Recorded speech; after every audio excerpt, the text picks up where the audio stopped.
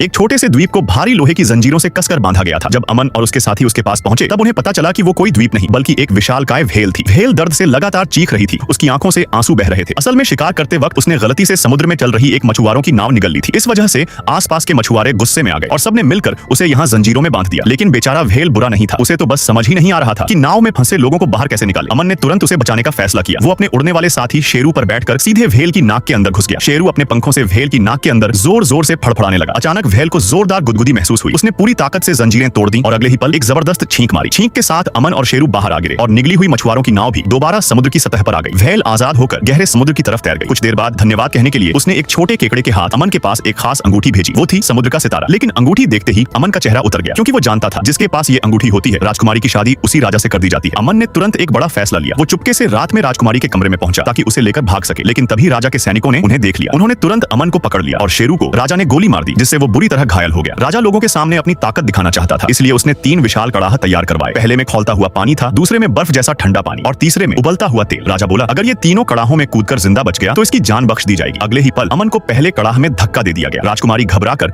अपनी अंगूठी निकालती है और उसे कड़ाह में फेंक देती है। तभी अचानक अमन सुनहरी रोशनी के साथ बाहर उछल आता है और सीधे दूसरे कड़ाह में जा गिरता है। तभी एक पंख पानी पर आकर गिरता है और अमन फिर से बाहर उछलकर तीसरे कड़ाह में पहुंच जाता है। कुछ देर तक अंदर से कोई हलचल नहीं होती। राजकुमारी की उम्मीद टूटने लगती है, लेकिन तभी एक छोटी सी डैंडेलियन का फूल तेल में गिरता है। अचानक पूरा कड़ाह सुनहरी रोशनी से चमक उठता है और अमन धीरे धीरे हवा में ऊपर उठने लगता है। असल में घायल शेरू दुनिया के आखिरी छोर तक गया था, जहां से वो जीवन का फूल लेकर आया था। राजा को यह सब झूठ लगा। गुस्से में वो खुद खौलते पानी वाले कड़ाह में कूद पड़ा। लेकिन अगले ही पल एक बुलबुला राजा को लेकर ऊपर निकला और उसे उड़ाते हुए दूर उत्तर पश्चिम की ओर ले गया। इस तरह अमन लोगों के प्यार और समर्थन से नया राजा बन गया और फिर वो और राजकुमारी हमेशा खुशी खुशी साथ रहने लगे।